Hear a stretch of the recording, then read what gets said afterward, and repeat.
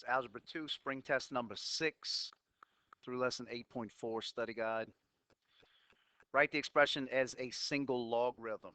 Remember, with this, we want to move the coefficient 6 into the exponent position. It gives you log of b, or log base b of q, now being raised to the 6th power, plus we'll do the same thing with 2. We'll bring it to the exponent position.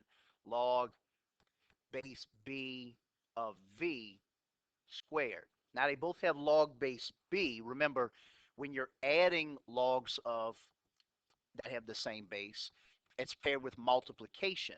So it becomes log base b of q to the 6th times v squared. And this is it written as a single logarithm. Number 2 says log base 11 of 90 minus log base 11 of 9. Again, they have the same base. So you combine subtraction of logarithms with division. So it's log base 11 of 90 divided by 9, or log base 11 of 10. And this is written as a single logarithm.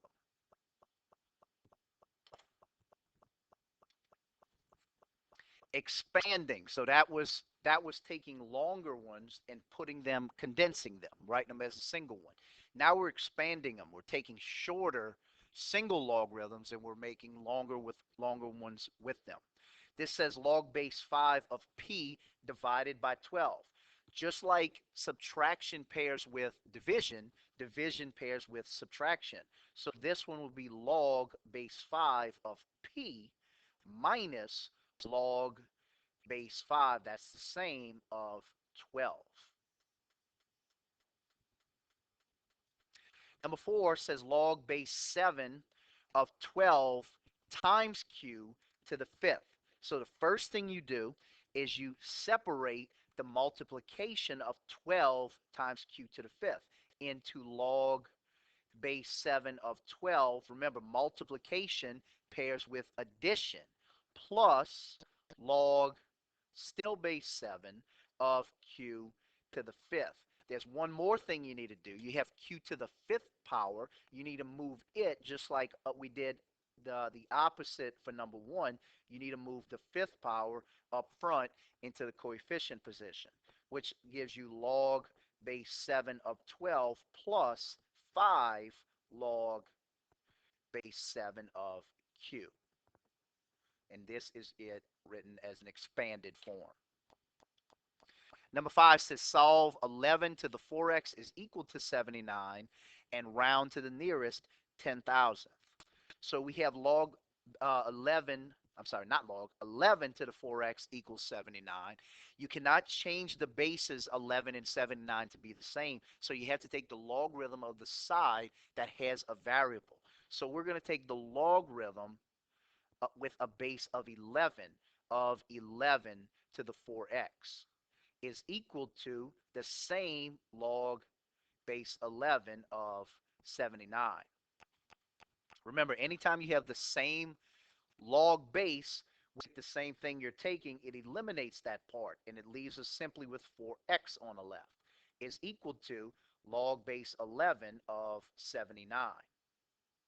We still don't have x quite by itself, though. You have to undo 4 times x by dividing by 4. If you divide that by 4, you divide the other side by 4. Remember, dividing by 4 is the same thing as multiplying by 1 over 4. So in this case, it's easier to multiply by 1/4 simply because of the form that it'll take in just a second when we have to change the base.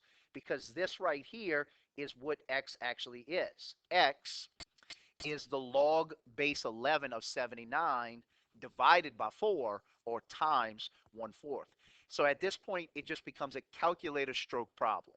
It's x is equal to, it's going to give us an equivalent of log of 79 divided by log of 11 times 1/4. So if you punch it in just like that, where you make a set of parentheses before you do your change of base, log 79 divided by log 11, and then you close the parentheses and then multiply it by 1/4, you get an approximation. X is approximately 0.4556. And it says round to the nearest 10,000th. That's the fourth place after the decimal. Number 6 says solve 1 over 16 is equal to 64 to the 4x minus 3. Remember, 16 and 64 can be changed to the same base. They both have the root of 4. So we can make 16 into 4. Now, 16 is 4 squared, but this is not 16. It's 1 over 16. So remember, in order to make it ride the elevator, you just raise it to a negative exponent. So it becomes 4 to the negative 2. That is the same thing as 1 over 16. That's equal to 64, as written with a base of 4, is 4 to the third power. So it's equal to 4 to the third power, and you still have being raised to 4x minus 3. The reason we do this is because now we have the same bases that we can eliminate, and we can make the exponents equivalent to each other. So negative 2 then is equal to, you have 3 on the other side times 4x minus 3. You need to distribute it.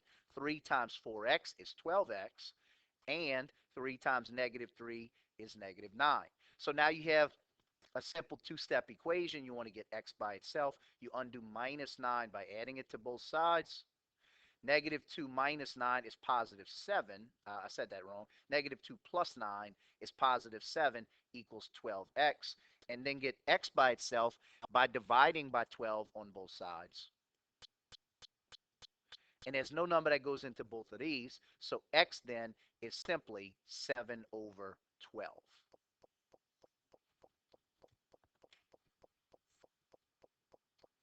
Number 7 says use the change of base formula to solve 9 to the 3x is equal to 21. Again, you can't make these have the same base because 9 is 3 squared, but 21 doesn't have a root of 3.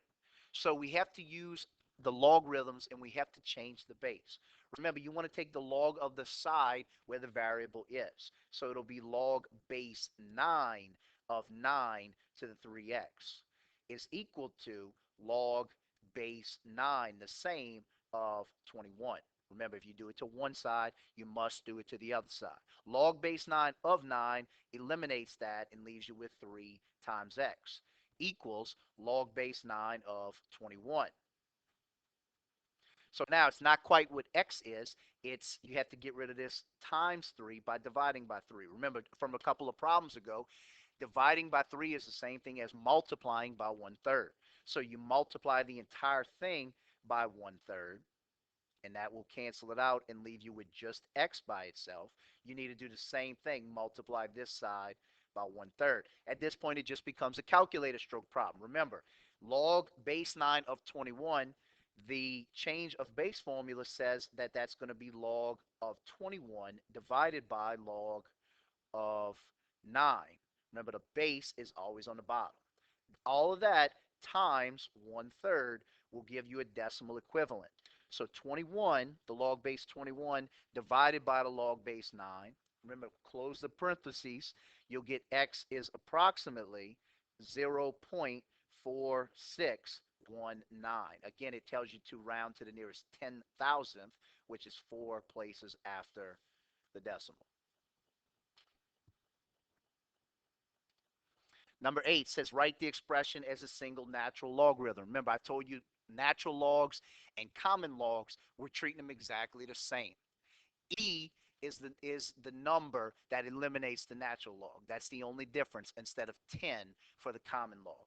So 3 times the natural log of 8 plus 6 times the natural log of a. The first thing you do is move the coefficients into the exponent position. So the natural log of 8 cubed plus Bring the 6 in the same thing, the natural log of a to the 6.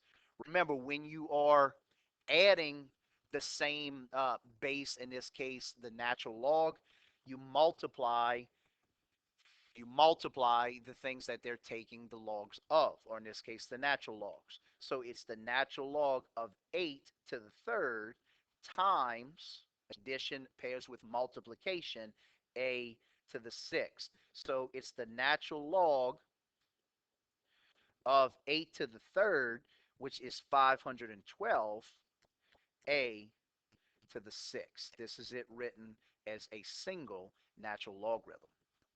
Do the same thing for number 9. Bring the coefficient to the exponent position. The natural log of b squared minus the natural log of c to the third. Bring it to the exponent position.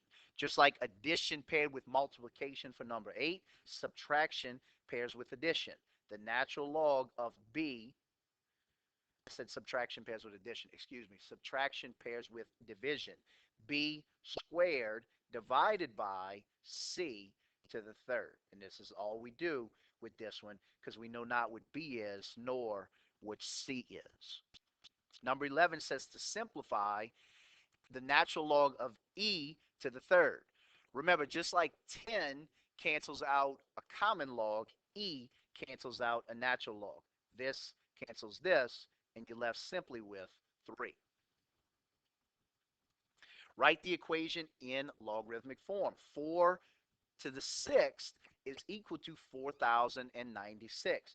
The logarithm base 4 of 4,096 is equal to 6.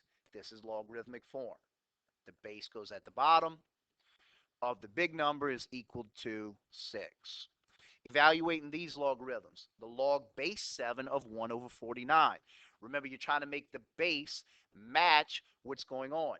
49 is the same thing as 7 squared.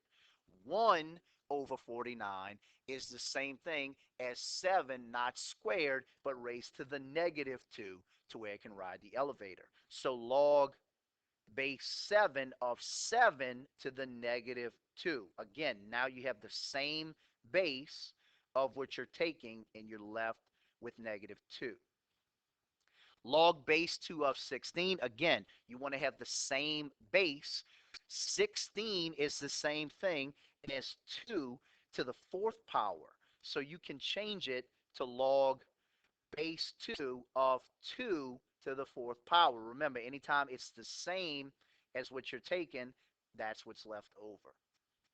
Log of 0.01. Again, if you write this decimal as a fraction, it makes this appear to be a whole lot easier. The tenths place is the one after the decimal. The hundredths place is the one after that. So it's the log of 1 over 100. Again, this is log base 10 when it's not shown. So 100 is the same thing as 10 squared.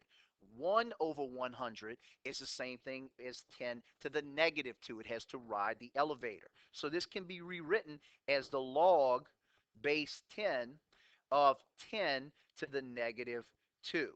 This cancels this, and negative 2 is what you're left with.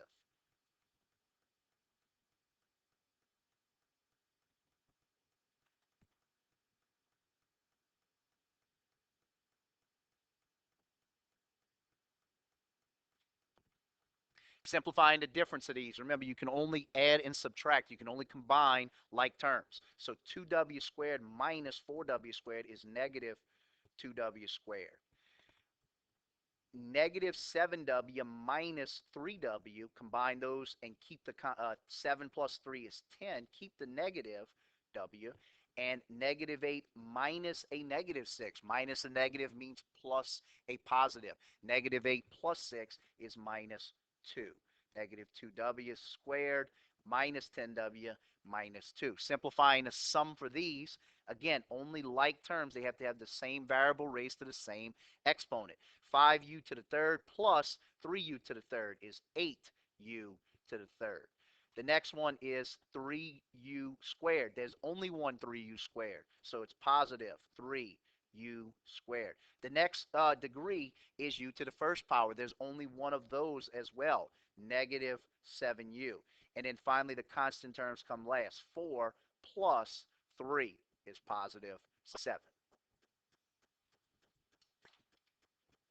Simplifying the product, you have to distribute. 7 times 4 is 28, and x squared times x to the fifth. You add them to get x to the seventh. And 7 times 8 is 56, but in this case, x squared and y to the fourth are not the same base. You do not add those exponents. You simply put it as x squared y to the fourth. This is a simplified product. Anything to the 0 power is 1. Anything to the negative power rides the elevator. 1 over 3 to the third power, and we know 3 to the third power is 1 over 27. All of these have 12 as a base, 12, 12, and 12. So you add the exponents when they're multiplying. 12 to the negative 7 plus 8 plus 7. 12 to the negative 7 plus 8 plus 7. When you put all of those together, you get 12 to the 8th power, which is a really big number. We'll stop in exponential form there. Both of these have the same base, 7.09. So you add negative 5 plus 6, and you get 7.09 to the first power, which is simply 7.09. 2a to the fifth times 3a to the 12th. Multiply 2 times 3 to get 6, and a to the fifth times a to the 12th. You add a to the 5 plus 12. It's 6a to the 17th. 7n to the third. When you raise a power to a power, everything gets the exponent. 7 to the third, n to the third, you multiply 3 times 3. So 7 to the third, we know if we multiply 7 times itself 3 times, we get 343. And n to the third, when you multiply 3 and 3, you get n to the ninth. 343, n to the ninth. M to the fourth divided by m to the 12th. Remember, when you multiply the same bases, you add exponents. When you divide, in this case, the same bases, you subtract them. M to the 4 minus 12 is m to the negative 8. You cannot leave a negative exponent. It needs to ride that elevator, so it needs to go down. 1 over m now becomes a positive 8. 6 to the 10th divided by 6 to the 13th. Again, the same thing. 6 to the 10 minus 13. You subtract those exponents. That's 6 to the negative third. Again, it needs to ride the elevator. 1 over 6 to the positive third. And when you take 6 and you raise it to the third power, it's 1 over 216. J to the negative 6, k to the 8th, over j to the negative 4th, k to the negative 3rd. Remember, when you divide exponents or divide bases that are the same, you subtract exponents. J to the negative 6 minus a negative 4. Remember, minus a negative tells you to add a positive. And k to the 8th minus a negative 3rd. Again, when you add minus a negative, it tells you to add a positive. So j to the negative 6 plus 4 will give you j to the negative 2. K to the 8 plus 3 will give you k to the 11th. Remember, you cannot leave a negative exponent like j to the negative 2. It needs to ride the elevator. K to the 11th does not have to move. It stays on top as k to the 11th over j squared. 27 says to solve the equation, x squared plus 8x plus 16 equals 81. First thing you need to do is make it equal to 0 by subtracting, since it's positive, 81. When you subtract it here, 16 minus 81 gives you a negative 65. So x squared plus 8x minus 65 now equals 0. Since it's in that form, we can factor this trinomial into two binomials. X times x gives you x squared.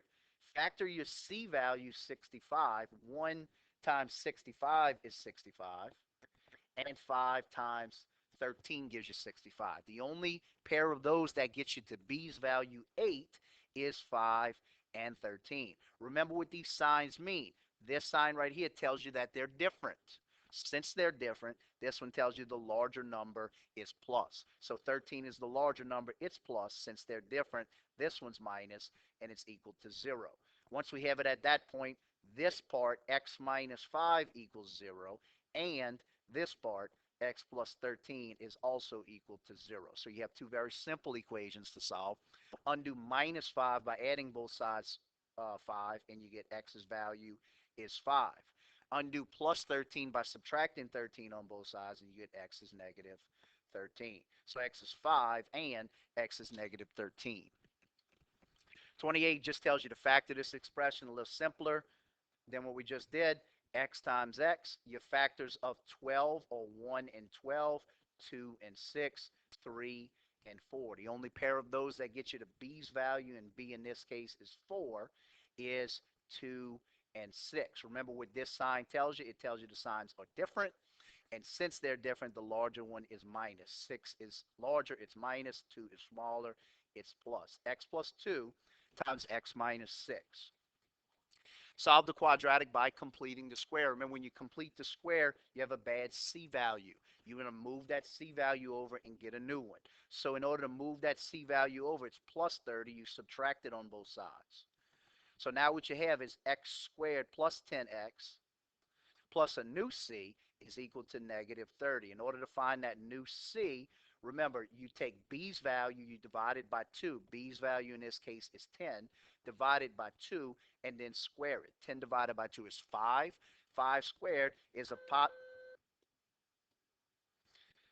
5 squared is a positive 25. When you add a new c in, though, if you put 25 on one side of the equation, you must add 25 to the other side to balance it. Now, we have a perfect trinomial here. We can take the square root of the first term, x squared, to get x. We can take the square root of the third term, 25, to get 5, and the sign in front of b goes in between them. X plus 5, that whole thing is squared, is equal to negative 30 plus 25, which is negative 5. Now, if we want to get x by itself, we undo what we have here. In order to undo x plus 5 squared, you take the square root. When you do it to the left side, you must do it to the right side. That will cancel it and leave you simply with x plus 5 equals the square root of a negative 5. Remember, in order to remove the negative from under a square root, you must multiply it by a complex number I times the square root of 5. We're almost to the end. In order to get rid of plus 5, we subtract it on both sides. You take it from this one too. And to write this in standard form, I'll write it here. X is equal to negative 5 plus or minus the square root of 5 times I. That's what x's value is. And then 30 is rewriting the equation in vertex form. Again, you have a bad c value that needs to go to the other side. Subtract it on both sides. That leaves you with y minus 14 equals x squared minus 8x plus c. We need a new c value. So take b's value again, negative 8 in this case, divide it by 2, and you get negative 4, and square that. When you square negative 4, you get positive 16. If you add 16 on one side, you have to add it to the other side.